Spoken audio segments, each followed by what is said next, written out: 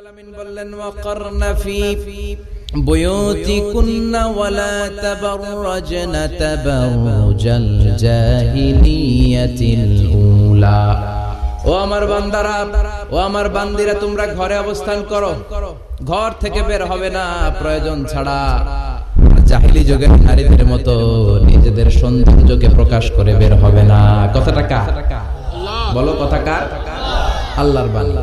আমার বান্দিরা, তোমরা ঘরে অবস্থান করবে, আর জাহিলি যুগের নারীদের মতো নিজেদের বিউটি, সৌন্দর্যকে এক্সপোজ করবে না, দেখিয়ে বেড়াবে না। ঘরের মধ্যে তোমাদের অবস্থান, তার মানে নারীর মূল আবাস কেন্দ্র হলো ঘর। পুরুষ থাকবে বাইরে, পুরুষ কাজ করতে যাবে, চাকরি করতে যাবে, সমাজে নেতৃত্ব দিতে যাবে, রাতের বেলা বিশ্রামের জন্য ঘরে আসবে। আর নারী সারাদিন সারা সময় ঘরে থাকবে, ডাক্তারের কাছে যাওয়ার জন্য ঘরের বাইরে যাবে, জরুরি প্রয়োজনে ঘরের বাইরে যাবে। ঠিক কিনা? তাহলে ঘরটা বেসিক্যালি নারীদের, ঘর নারীদের দখলে, আর বাহিরটা আমাদের দখলে। এটা হচ্ছে আল্লাহর যে সিকোয়েন্স। সুবহানাল্লাহ পড়ে। কিন্তু নারীরা এখন ঘর থেকে বাইরে বেরোতে শুরু করেছে।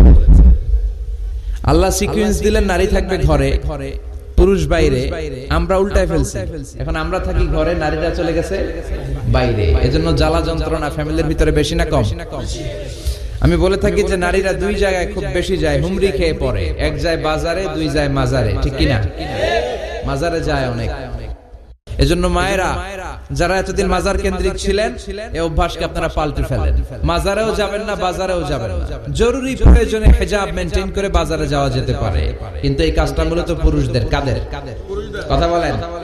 এজন্য আল্লাহ বললেন ওয়াকারনা ফি বুয়ুতিকুন, নারী তোমরা ঘরে থাকো। কিন্তু ঘরে না থেকে এখন বাজার কেন্দ্রিক, মাজার কেন্দ্রিক, ঘরে থাকতে চায় না। ঘরেই যে আল্লাহ কত দায়িত্ব দিয়েছে নারীদের। এক একটা ঘর এক একটা ফ্যামিলি, এক একটা ফ্যামিলি এক একটা ইনস্টিটিউশন, প্রতিষ্ঠান। আর এই প্রতিষ্ঠানের এমডি, ম্যানেজিং ডাইরেক্টর হচ্ছে এক একটা মহিলা। চিল্লা এখন ঠিক কিনা? রব্বুল আলামিন নারীদেরকে ঘরের এমডি বানালেন, বাড়ির এমডি, ম্যানেজিং ডাইরেক্টর। অনেক কিছু ম্যানেজ করতে হয়। ফুড ম্যানেজমেন্ট জানা লাগে, কুকিং ম্যানেজমেন্ট জানা লাগে, রেয়ারিং আপ দ্য চিলড্রেন জানা লাগে, ডিপ্লোমাসিও জানা লাগে। কেমন করে রান্না করবে এটা জানতে হয়, কেমন করে ঘরকে ক্লিন রাখবে জানতে হয়, কেমন করে ছেলে মেয়েকে লালন পালন করতে হবে জানতে হয়, কেমন করে স্বামীর মন জুগিয়ে শাশুড়ির মন জুগিয়ে চলতে হয় সেটাও জানতে হয়। এটা বলে ডিপ্লোমাসি। কূটনৈতিক জ্ঞান না থাকলে আরেক বাড়ির মাইয়া নতুন এক বাড়িতে যাইয়া সবার সাথে মিলেমিশে চলতে পারে? কথা কন। তো আপনার ডিপ্লোমেসি জানা লাগে, আপনার food management, cooking management, washing management, rearing up the children, চিলড্রেনদেরকে কিভাবে বড় করতে হয় এটা জানতে হয়। তো এত দায়িত্ব ধুইয়া আপনার ম্যানেজিং ডাইরেক্টরের দায়িত্ব ধুইয়া আপনি বাইরে যান কেন? কথা বলেন। এজন্য আল্লাহ বললেন ওয়াকারনা ফি বুয়ুতিকুন্না, ঘরে থাকবা। ঘরে থাকলে ওই ঘরটারে বরকতময় করে দেয় কে? দেখবেন যেই ঘরে নারী থাকতে পারে না, ওই ঘরটা উস্কো খুস্কো, রুক্ষ, ভালোবাসার ছোঁয়া নাই। ওই ঘরের মধ্যে মাধুর্যতা নাই, প্রেম নাই, মমতা নাই, সব কেমন যেন অগোছালো। কারণ নারীর হাত পেলে একটা ঘর যেরকম সুন্দর হয়, নারীর হাত না লাগলে ঘরটাকে ওই রকম সুন্দর করে সাজানো যায়। মাঝে মাঝে আমরাও ঘর গুছাই, মাঝে মাঝে আমরাও ঘরকে পরিচ্ছন্ন করতে চাই, কিন্তু মেয়েরা যেমন করে সাজায় আমরা তেমন করে পারি নাকি? কথা কয় না? কথা বলেন। পারি। আমরাও মাঝে মাঝে রান্না করি, মহিলা রান্না করলে যেই স্বাদ হয় আমাদেরটা ওইটা হয়। কথা বলেন। এজন্য আল্লাহ বললেন ওয়াকারনা ফি বুয়ুতিকুন্না, ঘরে থাকবা। পুরুষরা থাকবে বাইরে, তোমরা প্রয়োজনে বাইরে যাবা। আর পুরুষরা রাত্রি বেলায় বিশ্রামের প্রয়োজনে ঘরে আসবে। কার কথা? কার কথা? আবার আল্লাহ নারীদেরকে বললেন চোখ নামাও, আমাদেরকেও বললেন চোখ নামাও, তাদেরকেও বললেন চোখ নামাও। ওয়াকুল্লিল মুমিনাতি ইয়াগদুদনা মিন আবসারিহিন, ও নবী নারীদেরকে বলেন তারাও যেন পরপুরুষ দেখলে চোখ নামিয়ে রাখে। ওয়াহফাজনা ফুরুজাহুন্না, তারা যেন তাদের প্রাইভেটসকে হেফাজত করে। ওয়ালা ইউবদিনা জিনাতাহুন্না ইল্লা মা যাহারা মিনহা, দেহের সৌন্দর্য যেন বের না করে দেয়। ওয়ালিয়াদরিবনা বিখুমুরিহিন্না আলা জুয়ুবিহিন্না, আর তাদের বুকের উপরে যেন একটা চাদর নামিয়ে দেয়। সুবহানাল্লাহ। ওড়নাটা যেন উন্নত বক্ষটা তারা ঢেকে রাখে। এখন বুকের উপরে ওড়না থাকে না, ওড়না থাকে গলায়। ঠিক কিনা? অবশ্য এখানে যে বোনেরা আসছে এদের এই সমস্যা নাই, এরা সবাই বোরকা পরে আসছে। এদের আত্মীয় স্বজনের মধ্যে ঝামেলা থাকতে পারে, তো আপনারা যে পৌঁছে দিবেন। ওড়না থাকবে কোথায়? নারীদের বুকের উপরে ওড়না থাকবে, চাদর থাকবে, গলার মধ্যে ওড়না রাখার জন্য বলা হয় নাই। ওয়ালিয়াদরিবনা বিখুমুরিহিন্না আলা জুয়ুবিহিন্না, বুকের উপরে রাখো, নিজেকে ঢেকে রাখো, হেজাব করো। হেজাব করলে নারীর মর্যাদা বাড়িয়ে দেয় কে?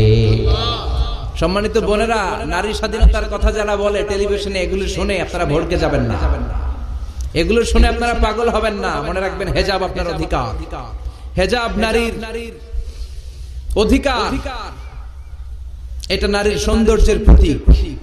হেজাব নারীর আভিজাত্যের প্রতীক, হেজাব নারীর সৌন্দর্যের প্রতীক, আভিজাত্যের প্রতীক, তার রূপের প্রতীক, এটা তার অধিকার। চিৎকার করে বলেন ঠিক কিনা? কেমন করে হেজাব দেহ থেকে সরাতে হয়, কেমন করে দেহ থেকে কাপড় নামানো যায়, এটা হইল শয়তানের মিশন। এটা কি?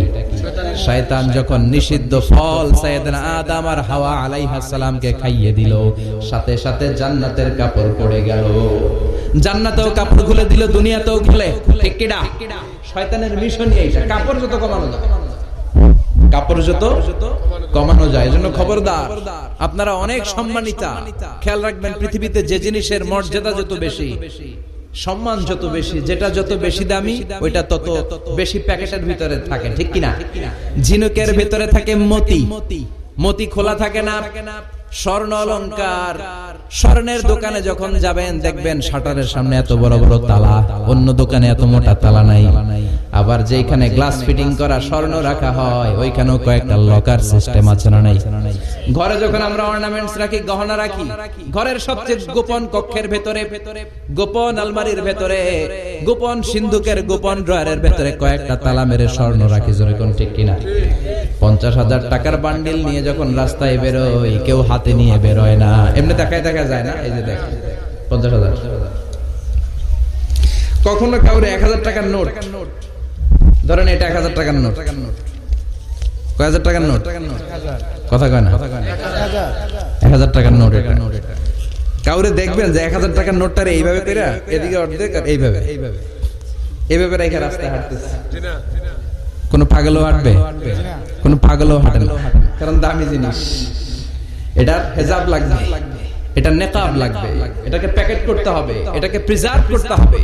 এজন্য যে নারীরা হেজাব করে তারা কোনোদিন ইফটিজিং এর শিকার হয় না। চিল্লায় বলো ঠিক কিনা?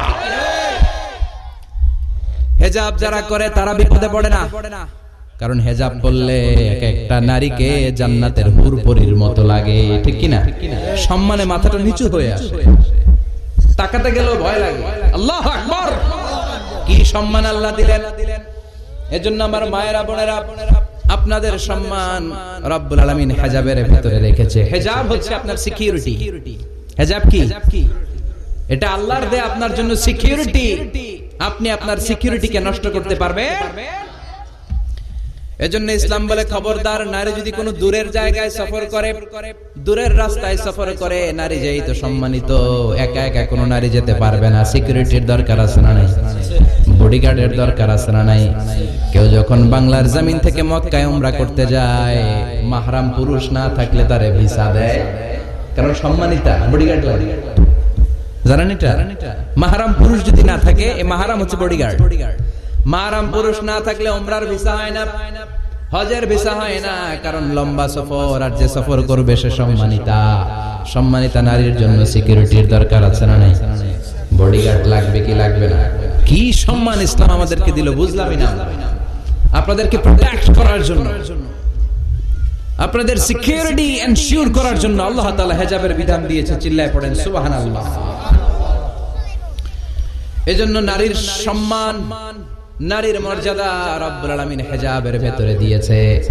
আবার নারীর মধ্যেও হেজাবের তারতম্য আছে না নাই? যাদের বয়স বেশি তাদের হেজাব কম, যাদের বয়স কম তাদের হেজাব বেশি। সুবহানাল্লাহ, কি ব্যালেন্স! কিন্তু রাস্তায় দেখবেন নানির হাতে হাত মোজা, নানি নাতনি, নানির হাত মোজা আছে, পা মোজা আছে, গায়ে বোরকা আছে দুইটা, সাথে ষোড়শী অষ্টাদশী তরুণী তন্নি যুবতী নাতনিটার বুকের মধ্যে কাপড় নাই, গলায় আছে ওড়না, আছে না নাই? তার মানে পুরাই উল্টা। দরকার ছিল নাতনির হাতে মোজা, পায়ে মোজা, দুইটা বোরকা, নানির গায়ে কাপড় না থাকলেও সমস্যা নাই। হালকা কাপড় পরে নানি বের হইছে, সমস্যা নাই। কোন রকম চাদর গায়ে দিয়ে নানি বের হইছে, সমস্যা নাই। কিন্তু নাতনির গায়ে বোরকার দরকার আছে না নাই? হাত মোজা পা মোজার দরকার আছে না নাই? মা মেয়ে বের হয়েছে, মায়ের গায়ে 2 বোরকা, হাত মোজা পা মোজা, মেয়ের গায়ে কাপড় নাই, হাফ নেকেড আছে না নাই? নানির দিকে তাকাবে কি? উনি তো এক্সপায়ার, উনি কি ডেড শেষ। কথা বলেন, কেউ তাকাবে? তাকাবে ওই ষোড়শী অষ্টাদশী তরুণী তন্নি যুবতীর দিকে। এজন্য ইসলাম বলে খবরদার, হেজাব ছাড়া বের হওয়া যাবে না, নিকাব ছাড়া বের হওয়া যাবে না। বিশ্বনবী বললেন, মা তারাকতু মিন বাদি আদাররা আলার রিজালি মিনান নিসা, আমি চলে যাব কিন্তু আমার পরে আমার পুরুষ উম্মতদের জন্য নারীর চাইতে বড় কোনো ফিতনা আমি রেখে যাই না। আর বনি ইসরাইলের জামানায় সবচেয়ে বড় ফিতনা হয়েছিল নারীর ফিতনা, নারী কেলেঙ্কারি। এই জন্য নারীরা, বোনেরা, আপনাদেরকে সাবধান থাকতে হবে। নারীর ফিতনা বড় ফিতনা। নারী ভালো হলে সবচেয়ে ভালো, নারী খারাপ হলে নারীর চেয়ে খারাপ কেউ হতে পারে। এই জন্য নারীদের জন্য আল্লাহ কিছু মডেল দিলেন। 6 জন নারীর জীবনীর কথা আমি রেকমেন্ড করি, সাজেস্ট করি যে 6 জন নারীর জীবনী মুখস্থ, ঠোঁটস্থ, অন্তস্থ থাকতে হবে প্রতিটা নারীর জন্য। আশা করি মায়েরা বোনেরা শুনছেন, আশা করি আপনারা কান লাগিয়ে শুনছেন, অনুধাবন করার চেষ্টা করছেন। আপনাদের জন্য 6 জন নারীর জীবনী পড়া অবধারিত। সংক্ষেপে বলবো কয়জন? গুনেন। 1 নম্বরে হচ্ছে হাজার, উম্মে ইসমাঈল, সাইয়েদনা ইব্রাহিমের বউ, সাইয়েদনা ইসমাঈল আলাইহিস সালামের আম্মা, নাম হলো হাজার। আমরা বলি বিবি হাজেরা। আমরা কি করি? হাজেরা আছে না? এই প্যান্ডেলেও হাজেরা নামে 2-1 বোন থাকতে পারে। আসলে নামটা হচ্ছে হাজার। নামটা কি? হাজার। এই হাজার হচ্ছে আপনাদের 1 নাম্বার মডেল। 2 নাম্বার কুখ্যাত সন্ত্রাসী ফেরাউনের বউ আসিয়া, আপনাদের 2 নাম্বার মডেল। 3 নম্বরে ঈসা আলাইহিস সালামের আম্মা মারিয়াম আলাইহিস সালাম আপনাদের মডেল। বিশ্ব নবীর প্রথম বউ খাদিজা আপনাদের মডেল। বিশ্ব নবীর একমাত্র কুমারী বউ মা আয়েশা আপনাদের মডেল। আর বিশ্ব নবীর কলিজার টুকরা সাইয়্যিদাতুনা ফাতিমা আপনাদের জন্য মডেল। সুবহানাল্লাহ। কয়জন? জোরে বলেন। ফাতিমা রাদিয়াল্লাহু তাআলা আনহা বিশ্ব নবীর কলিজার টুকরা। চাচাতো ভাই আলীর সাথে বিয়ে হলো। আলী যখন প্রস্তাব দিল ফাতেমার কাছে, যে বলে, ও ফাতেমা রাজি আছো কিনা? চুপচাপ, কথা কয় না। বিশ্বনবী বুঝলেন রাজি, 2 জনকে বিয়ে পড়িয়ে দিলেন। বিয়ে পড়িয়ে 2 জনকে দাঁড় করিয়ে দিয়ে বিশ্বনবী ওযু করলেন। ওযু করার পরে সামান্য কিছু ওযুর পানি ছিল, আলীর মাথার মধ্যে ছিটিয়ে দিলেন, বরকতের পানি। সুবহানাল্লাহ কইবেন না? ওযু করে সাইয়েদনা আলীর মাথার মধ্যে ছিটিয়ে দিলেন আর দোয়া করে দিলেন, বারাকাল্লাহু লাকুমা ওয়া বারাকা আলাইকুমা ওয়া জামাআ বাইনাকুমা ফি খাইর। আল্লাহ তোমাদের 2 জনকে বরকত দিয়ে দাম্পত্য জীবন শুরু করার তৌফিক দান করুন। আবার দোয়া করলেন, আল্লাহুম্মা বারিক লাহুমা ফি বিনাইহিমা, ওদের সম্পর্কে বরকত দেন। ওয়া নাসালিহিমা শিবলিহিমা, ওদের গর্ভে যে সন্তান আসবে এগুলোর শ্রেষ্ঠ সন্তান বানান। 1 বছরের ব্যবধানে ঘরটাকে আলোকিত করে প্রথম সন্তানের জন্ম হাসান। সুবহানাল্লাহ। হাসানকে বিশ্বনবী এত আদর করেছেন, বিশ্বনবীর কাছ থেকে এত আদর কেউ পায় না। হাসানকে বিশ্বনবী ডাকতেন লুকা। বুখারীর বর্ণনা। শব্দটা কি? লুকা মানে পিচ্চি। ছোট বাচ্চাদেরকে আপনারা কি কন? আরে পিচ্চি তো আমি কইছি, আপনারা কি কন? ঢাকায় এসে কি বলেন? বাচ্চা বলেন, বাবু বলেন, আর কিছু?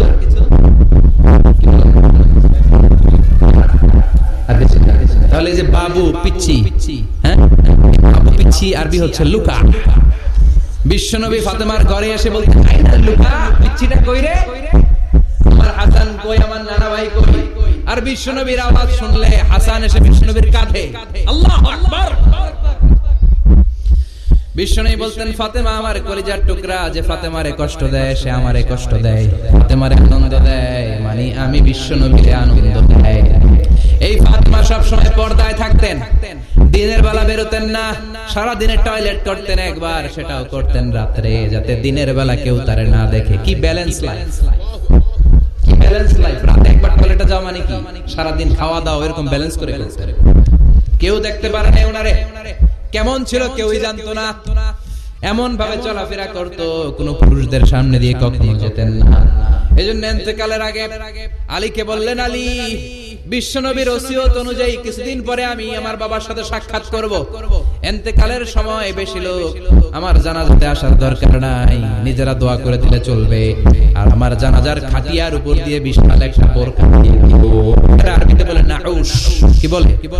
এই প্রথম কোন নারী তার খাটিয়ার উপরে নাউশ ব্যবহার করেছে, জন্য এটাকে বলে সুন্নাতু ফাতিমা। ফাতেমার সুন্নাত। সাইয়্যিদাতুনা ফাতেমার আগে কেউ জানাজার খাটিয়াতে নাউশ ব্যবহার করে নাই। আল্লাহু আকবার। আলীকে বলে গেলেন, আলী অল্প কয়েকজন পুরুষ নিয়ে জানাজা দিও, বেশি মানুষের কাছে আমারে নিও না। দুনিয়ার বুকে আমি লুকিয়ে লুকিয়ে চলতাম, মরার পরে লুকিয়ে লুকিয়ে